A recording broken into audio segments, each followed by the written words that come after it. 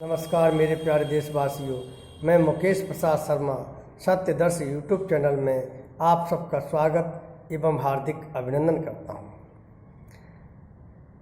जैसे जैसे हमारे देश में चुनाव का माहौल आता है उसी समय दल बदल की हवा कुछ तेज होने लगती है। आपने देखा होगा कि जो लोग पिछली सरकार में मंत्री, विधायक, सांसद हैं और चुनाव के अन्य वक्त पर पाला बदलकर राजनीतिक हवा को देखते हुए दूसरे दल में चले जाते हैं। अब ऐसे लोगों को आप क्या राजनेता कहेंगे? मेरे विचार में नहीं। ये वो स्वार्थी लोग हैं जो केवल अपने राजनीतिक फायदे और सत्ता की मलाई के लिए ही इधर उधर भागते रहते हैं। ऐसे लोगों को देश की जनता को सबक सिखाना चाहिए। दल बदल की घटनाएं कोई नई घटनाएं नहीं है। दल बदल का इतिहास हमारे देश में आज़ादी के बाद से ही है। दल बदल की कुछ घटनाओं का मैं यहाँ पर उल्लेख करना चाहता हूँ। 1947 में गोविंद बल्लभ पंत की सरकार ने संयुक्त प्रांत में मुस्लिम लीग का दल बदल करके अपनी सरकार को बचाया था। 1962 में चक्रवर्ती राजगोपालाचारी की सरकार को उस समय के मद्रास प्रांत में कांग्रेस ने विपक्षी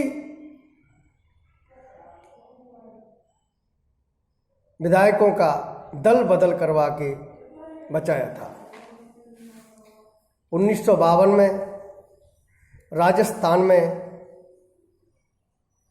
निर्दलीय विधायकों को मिलाकर उनसे दल बदल कराया गया था। अगस्त 1958 में उत्तर प्रदेश की विधानसभा की 98 सदस्यों द्वारा मुख्यमंत्री डॉक्टर संपूर्णानंद में अविश्वास व्यक्त करने के कारण संपूर्णानंद की सरकार गिर गई थी। 1964 में केरल में कांग्रेस के 15 विधायकों द्वारा कांग्रेस छोड़ने के परिणाम स्वरूप आर शंकर की सरकार का पतन हो गया। 1957 से 1967 तक की अवधि में सांसदों और विधायकों द्वारा एक रिकॉर्ड दल बदल किया गया था। 542 बार दल बदल हुआ था। 1967 के आम चुनाव के बाद एक साल की अवधि में 430 बार सांसद विधायकों द्वारा दल बदल किए गए। ऐसी दल बदल की घटनाओं के चलते हुए 1967 के बाद में 16 महीने में 16 राज्यों की सरकारों का पतन हुआ था। 1979 में चौधरी चरण सिंह दल बदल के द्वारा देश के प्रधानमंत्री बने थे। 1980 में कर्नाटक और हरियाणा में इंदिरा कांग्रेस की सरकारें भी दल बदल के माध्यम से बनी थी। जब दल बदल का जोर देश में पकड़ने लगा, सरकारें अस्थिर होने लगीं, तो उस समय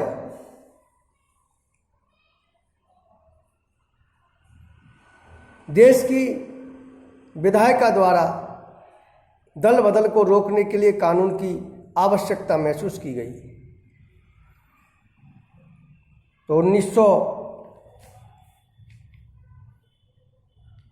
52वां संविधान संशोधन विधेयक 1985 पास हुआ, जिसके तहत एक तिहाई से अधिक सदन के सदस्य विधायक हो या सांसद दल बदल कर सकते हैं। दल बदल कानून के तहत उनके खिलाफ कार्रवाई नहीं होगी। सोचा था इस कानून के बाद दल बदल पर थोड़ी रोक लग सकती है, लेकिन इससे इतना कोई ज़्यादा लाभ नहीं हुआ। इसके बाद भी बड़े पैमाने पर दल बदल हुए।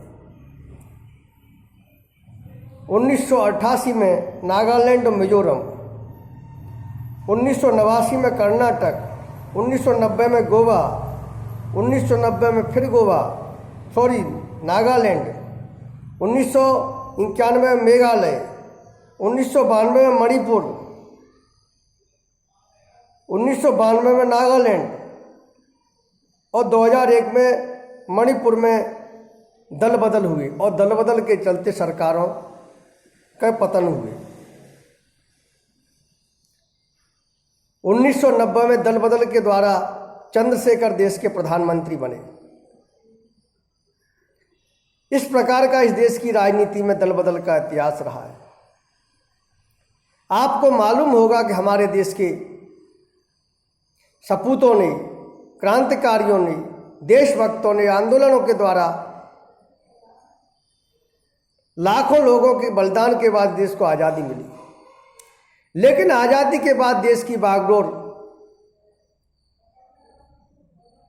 राजनीतिक स्वार्थ से प्रेरित नेताओं के हाथ में चली गई और अपने राजनीतिक फायदे के लिए आयाराम गयाराम की राजनीति इस देश में चलती रही। आगे चलकर 2003 में 91वां संविधान संशोधन विधेयक पारित हुआ, जिसके तहत दल बदल के लिए 2/3 सदस्यों का समर्थन होना आवश्यक हो गया। इस कानून के बाद थोड़ा आप देखेंगे तो उस प्रकार की दल बदल की घटनाएं सामने नहीं आई, जिससे कि सरकारों के पतन होने लगे, पतन होते थे, उस पर थोड़ी रोक लग गई। लेकिन अब दल बदल का दूसरा रास्ता निकाल लिया। पूरे कार्यकाल विधायक और सांसद अपनी पार्टी के अनुशासन उसमें जुड़े रहते हैं और एन चुनाव के वक्त वो लोग इस्तीफा देकर दूसरी दल में चले जाते हैं। क्या देखते हैं? कौन से दल की सरकार बन सकती है, कौन सा दल प्रभावी है, यानी राजनीतिक हवा देखकर कार्य करते हैं। और जब उनसे पत्रकार पूछते हैं तो उनका एक ही रटा हुआ बयान सामने आता है कि उन्हें मजबूरी में पार्टी छोड़नी पड़ी। तो उनसे पूछा जाना चाहिए भाई कि 5 साल तक आपने क्यों नहीं पार्टी छोड़ी? अब चुनाव के वक्त ही आपकी मजबूरी सामने क्यों आई? जब आप मंत्री थे फिर आपकी कौन सी मजबूरी थी? ये सारी बातें देश की जनता अच्छी तरह जानती है कि केवल राजनीतिक स्वार्थ के लिए, राजनीतिक फायदे के लिए सब ऐसा होता है। आपने देखा होगा कि मध्य प्रदेश में कमलनाथ की सरकार को गिराने के लिए विधायकों को से इस्तीफा दिलवा दिया और सरकार गिरा दी। ये बड़ा ही देश का दुर्भाग्य है। इसलिए मैं देश की जनता से अपील करता हूं कि देशवासियों, चाहे चुनाव विधानसभा का हो या लोकसभा का, हम पढ़े लिखे हैं, समझदार हैं और राजनीति का तजुर्बा हर नागरिक रखता है। हमें अपना मत प्रयोग करते वक्त ये देखना चाहिए कि कौन सा नेता दल बदलू है, किसने अपने स्वार्थ के लिए चुनावी वक्त में दूसरे दल का पाला पकड़ लिया है और किस नेता ने